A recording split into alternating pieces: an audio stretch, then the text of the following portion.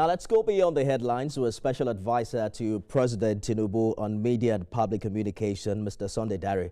Thank you for joining us on the program this evening. I'm looking at your post now where you describe the reshuffle as a deliberate, forward-looking plan to re-energize the military. Walk us through the specific indicators here or metrics that the presidency considered that necessitated this change.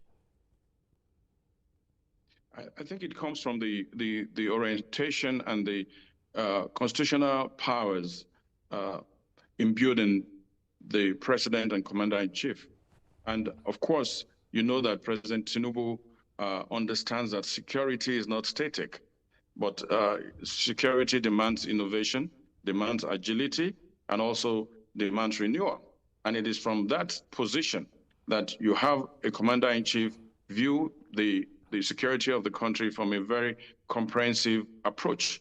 And that's what we have seen. There's a constant review, a constant need to consider what is necessary to enhance and to strengthen the security architecture of any country, depending on so many factors. So many factors determine that. And the president, commander-in-chief, has access to critical security briefings that most of us do not. And based on that, he's able to make critical judgments that are timely, that are comprehensive, and that are desirable. And that's what we've seen in this instance. You know, it's the second full-scale shakeup of service chiefs under this administration in a little over 2 years. Does this frequency suggest that the first round of appointments fell short of expectations? Would you say that this reshuffle was driven by their failure to deliver based on Mr. President's expectation? Well, I don't think so. We look at previous administrations, whether civilian or military. We have had reshuffles, we have had changes made.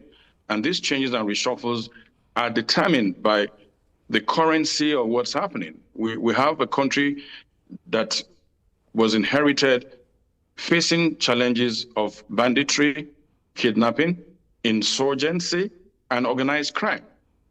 And with the advent of ISIS, Boko Haram, consistently attacking us through the borders, you have to make sure that you bring your best men to bear. When you look at these new service chiefs, and in the statement that made the changes, the President Bola Ahmed Tinubu was clear in thanking the outgoing service chiefs for their dedication and their commitment.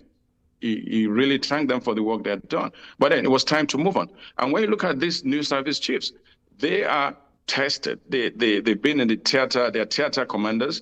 You look at the Hardin Kai operation, you look at Adarin Kai operation, you look at the Udoka operation in the Southeast. These men have been in the theater of war.